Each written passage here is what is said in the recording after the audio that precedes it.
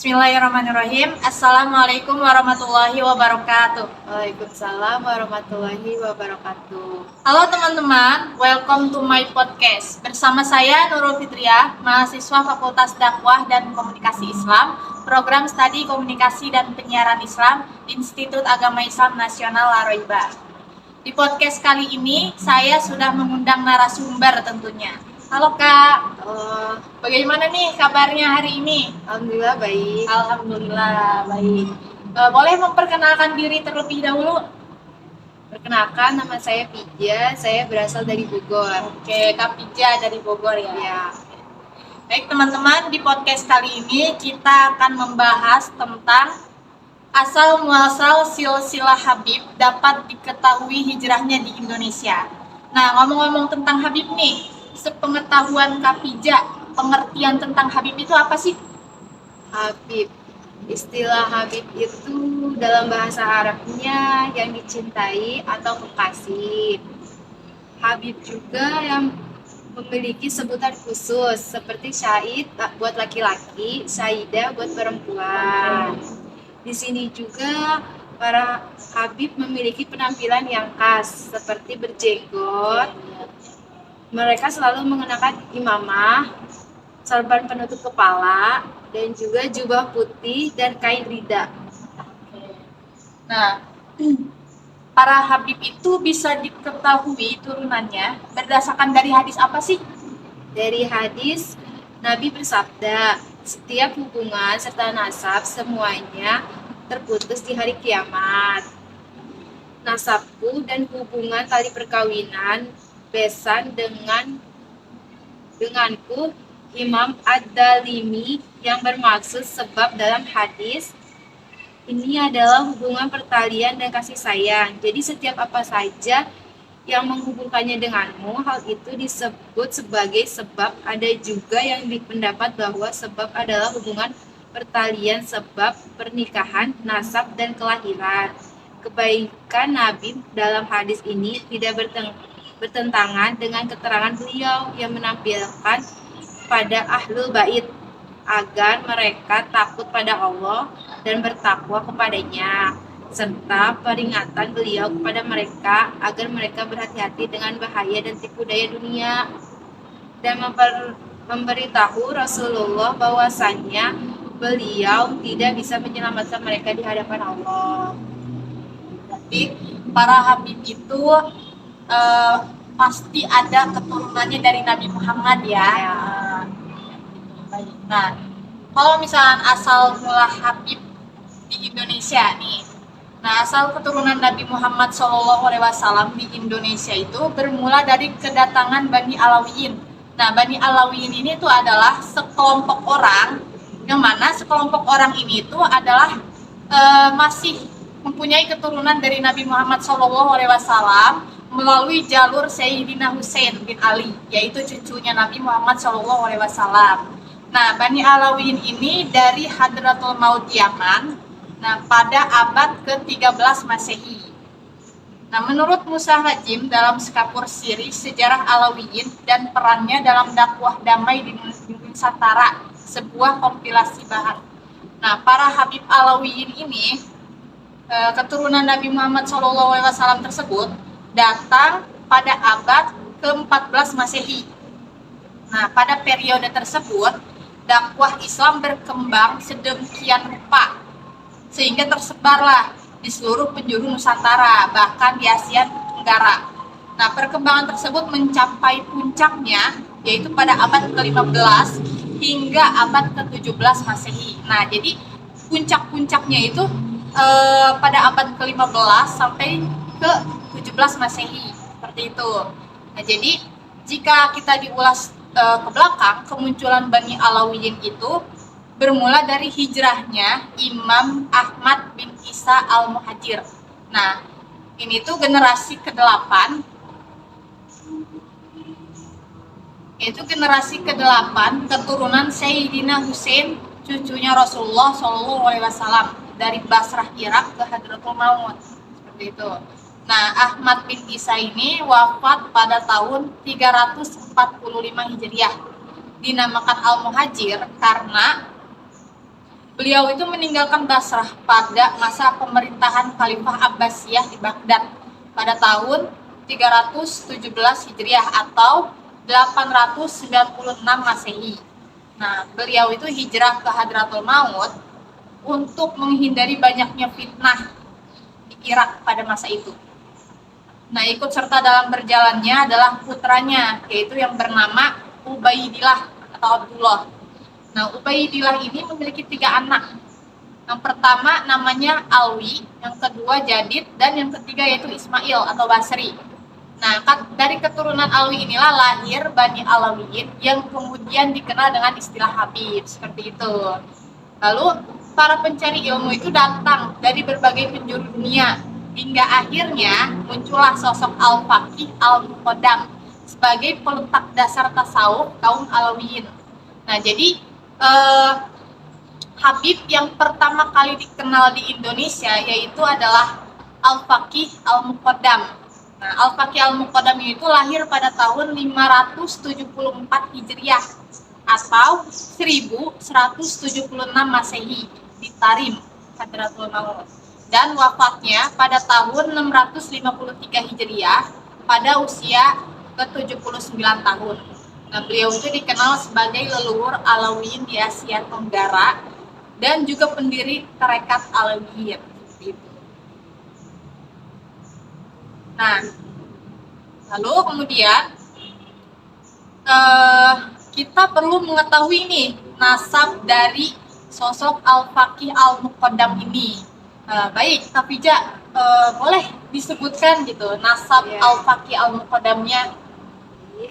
Di sini saya akan sebutkan nasab dari Al-Faqih Al-Muqaddam Al-Imam Muhammad bin Ali, yaitu ada Sayyidina Al-Imam Al-Faqih Al-Muqaddam Muhammad bin Sayyidina Ali bin Sayyidina Al-Imam Muhammad Shahid Mahabat bin Sayyidina Al-Imam Khalil Qasam bin Sayyidina Ali bin Sayyidina Al-Imam Muhammad Shahid As-Sahuma bin Sayyidina Al-Imam Alwi Shahib Samil bin Sayyidina Al-Imam Ubaidillah Sohibul Arad bin Sayyidina Al-Imam Muhajir Ahmad bin Sayyidina Al-Imam Isya Ar-Rum bin Sayyidina Al-Imam Muhammad An-Naqibin Sayyidina Al-Imam Ali Al-Uraidi bin Sayyidina Al-Imam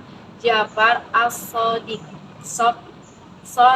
bin Sayyidina Al-Imam Muhammad Al-Bakir bin Sayyidina Al-Imam Ali Zainal Abidin Sayyidina Al-Imam Ash-Syahid Syababul Jannah Sayyidina Al-Husain radhiyallahu anhu ajmain.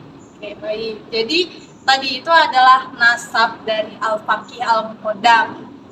Nah, setelah kita mengetahui nasab dari Sayyidina Al-Faqih Al-Muqaddam ini, tentunya kita juga harus mengetahui nih keluarga dari Syekh Ali bin Syekh Muhammad Al-Faqih Al-Muqaddam ini. Nah, jadi di sini Syekh Ali bin Muhammad Al-Faqih Al-Muqaddam mempunyai seorang anak bernama Hasan At-Turabi. Nah, Hasan At-Turabi ini wafat di Tarim tahun 761 Hijriah. Hasan bin Syekh Ali At-Turabi ini mempunyai seorang anak laki-laki bernama Muhammad Asadullah. Nah, Muhammad Asadullah ini wafat di Tarim pada tahun 778 Hijriah. Nah, Muhammad Asadullah ini mempunyai 6 orang anak laki-laki. Yang pertama Abdullah, lalu yang kedua Ali, keturunannya sedikit dan terputus. Lalu yang ketiga Husin, yang keempat yaitu Abu Bakar Basaiban. Nah, Abu Bakar Basaiban mempunyai 2 orang anak. Yang pertama Muhammad, keturunannya sedikit dan terputus. Lalu yang kedua Ahmad, keturunannya keluarga Basaiban di Kasar. Lalu yang kelima yaitu Ahmad. Nah, Ahmad wafat di Aden tahun 821 Hijriah, mempunyai 4 orang anak laki-laki. Yang pertama Muhammad, kakek keluarga Mahmud, keturunannya terputus, yaitu yang kedua Husin, kakek keluarga Al-Quyul, Yang ketiganya yaitu Hasan, kakek keluarga Sanbal di Mako. Yang ketiganya yaitu Jili, Makkah. Lalu yang terakhir yaitu Ali. Dan yang keenam Abu Bakar Al-Habsyi. Nah, Abu Bakar Al-Habsyi wafat di Tarim pada tahun 857 Hijriah, mempunyai seorang anak bernama Alwi. Nah, berikut tadi itu adalah keluarga dari Syekh Ali bin Syekh Muhammad Al-Faqih Al-Muqaddam. Nah, jadi setelah kita mengetahui nasab, lalu keluarga, nah kita juga perlu nih mengetahui guru-guru Sayyidina Al-Faqih Al-Muqaddam ini. Nah, boleh Kak Pija dibacakan gitu guru-guru Sayyidina Al-Faqih Al-Muqaddam. Siapa saja gitu Ya. Di sini ada guru-guru Sayyidina Al-Faqih Al-Muqaddam. Saya mau bacakan ya. Di sini yang pertama ada Syekh Abdullah bin Abdurrahman Ba'ubaid. Yang kedua Al-Qadi Ahmad bin Muhammad Ba'isya, dan beliau memperdalami ilmu usul serta beberapa prinsip ilmu lainnya kepada ketiganya deh, ini lanjutan ketiganya Al-Imam Syekh Ali bin Ahmad bin Salim Bamarwan. Yang keempatnya Al-Imam Muhammad bin Abu Al-Bub, beliau memperdalam ilmu tafsir dan hadis. Selanjutnya yang kelima Al-Imam Al-Hafiz Al-Mujtahid Asy-Syahid Ali bin Ahmad Bazudain, dan memperdalami ilmu tasawuf dan hakikat. Yang keenam Al-Imam Salim bin Bashri, dan yang ketujuh Al-Imam Muhammad bin Ali Al-Khatib, dan paman beliau sendiri yaitu Syekh Al-Habib Alwi bin Muhammad Shahib Mirbah. Yang kesembilan Syekh Sufyan Al-Yamani, dan masih banyak lagi para ulama dan alawiyah yang telah membimbing beliau. Jadi yang tadi itu adalah guru-guru dari Sayyidina Al-Faqih Al-Muqaddam ya. Baik. Nah, setelah kita mengetahui nasab dari Sayyidina Al-Faqih Al-Muqaddam, terus kita sudah mengetahui keluarga dari Sayyidina Al-Faqih Al-Muqaddam dan guru-guru Sayyidina Al-Faqih Al-Muqaddam. Nah, di sini ada kisah-kisah karomahnya. Kisah-kisah karomah Sayyidina Al-Faqih Al-Muqaddam. Apa aja sih karomah Sayyidina Al-Faqih Al-Muqaddam ini? Tentunya banyak sekali. Di sini di dalam kitab beliau yaitu Al-Mawahib Al-Qudusiyah, Sayyidina Al-Faqih Al-Muqaddam mempunyai akhlak yang mulia. Beliau dengan ketawaduannya membawa sendiri ikan yang beliau beli dari pasar ke rumah beliau. Lalu beliau melazimkan al-humul, kekeramatan Sayyidina Al-Faqih Al-Muqaddam. Sangatlah banyak, beberapa diantaranya. Yang pertama, berzikirnya pohon-pohon dan batu-batu di Wadi An-Nu'ar. Lalu yang kedua yaitu suara dari langit. Yang ketiga, keadaan keluarga Sayyidina Al-Faqih Al-Muqaddam sepeninggal beliau. Lalu yang keempat yaitu air yang naik dengan perintah Sayyidina Al-Faqih Al-Muqaddam. Yang kelima yaitu pembantu Sayyidina Al-Faqih Al-Muqaddam yang hilang. Yang keenam, pertolongan dengan al-madad dan barokah dari Sayyidina Al-Faqih Al-Muqaddam. Yang ketujuh, Sayyidina Al-Faqih Al-Muqaddam dan kebun kurma yang terbakar. Lalu yang ke-8, Sayyidina Al-Faqih Al-Muqaddam dan Nabi Allah Hud alaihissalam. Lalu yang ke-9 yaitu mi'rajnya Sayyidina Al-Faqih Al-Muqaddam. Yang ke-10, Sayyidina Al-Faqih Al-Muqaddam dan beliau Syekh Ali Bamarwan. Lalu yang ke-11 yaitu kejadian menjelang akhir hayatnya Sayyidina Al-Faqih Al-Muqaddam dan ramalan beliau. Yang ke-12 yaitu keberkahan Al-Maghdad dan Al-Aswar yang diturunkan Allah Subhanahu wa taala di sisi makam Sayyidina Al-Faqih Al-Muqaddam. Lalu yang terakhir, yang ke-13 yaitu doa Sayyidina Al-Faqih Al-Muqaddam bagi keturunan beliau. Nah, banyak ya kisah-kisah karomah Sayyidina Al-Faqih Al-Muqaddam. Nah, yang tadi yang 13 tersebut. Nah, selain Sayyidina Al-Faqih Al-Muqaddam, Di sini ada sosok Imam Mahdi. Sosok Imam Mahdi yang merupakan bernasab dari Nabi Muhammad SAW. Nah, di sini ada hadis bahwa sosok Imam Mahdi itu bernasab dengan Rasulullah SAW. Boleh Kak Bija dibacakan hadisnya?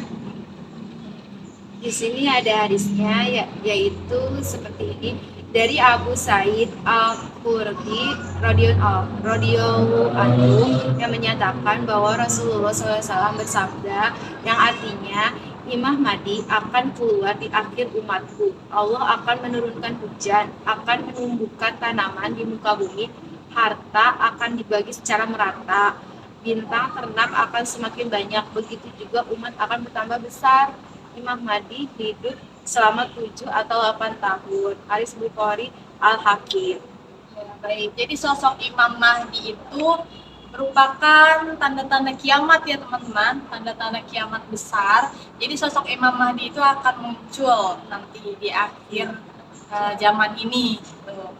Jadi di hadis tersebut Imam Mahdi itu bernasab dari Rasulullah SAW. Nah, jadi di akhir zaman nanti, jadi sosok Imam Mahdi itu akan memimpin umat manusia di muka bumi ini. Di sini, jadi semua itu akan diberlakukan adil oleh sosok Imam Mahdi. Nah, jadi sosok Imam Mahdi itu akan memimpin umat Islam di akhir zaman ini itu sekitar 7 atau 8 tahun. Nah, ini hadis riwayat Al-Hakim, teman-teman. Nah, di sini sosok Imam Mahdi menurut hadis. Suatu hadis menerangkan Imam Mahdi bak penolong dari ketidakadilan pemimpin zalim sebelumnya. Ali radhiyallahu anhu berkata, Rasulullah SAW bersabda, jika tidak tersisa dari masa kecuali 1 hari, pastilah Allah kirim seorang ahli baitku. Ia memenuhinya dengan keadilan sebagaimana ia telah dipenuhi dengan kezaliman. Hadis riwayat Abu Dawud. Nah, sejumlah hadis menerangkan bahwa di masa kepemimpinan Imam Mahdi akan penuh dengan keadilan dan kemakmuran, di mana harta begitu melimpah dan bumi banyak ditumbuhi tanaman serta hewan ternak. Nah, hal tersebut sesuai dengan sabda Rasulullah SAW. Nah, yang artinya akan ada pada umatku Al-Mahdi. Jika masanya pendek, dia memerintah selama 7 tahun. Jika tidak, maka 9 tahun. Pada masa itu umatku akan mendapatkan kenikmatan yang belum pernah mereka rasakan sebelumnya. Mereka akan memperoleh banyak makanan dan mereka tidak akan menyimpannya. Pada saat itu, harta begitu melimpah. Ada seseorang yang mengatakan, wahai Imam Mahdi, berilah aku sesuatu. Lalu beliau mengatakan, ambillah. Hadis riwayat Ibnu Majah. Baik, demikian teman-teman podcast kita kali ini tentang asal-muasal silsilah Habib dapat diketahui hijrahnya di Indonesia. Nah, salah satunya tadi ya, Habib yang pertama kali dikenal di Indonesia yaitu Al-Faqih Al-Muqaddam. Ya, baik. Terima kasih mungkin kepada Kak Bija sudah menemani podcast saya kali ini. Ya, baik. Mungkin demikian teman-teman. Kami akhiri. Assalamualaikum warahmatullahi wabarakatuh.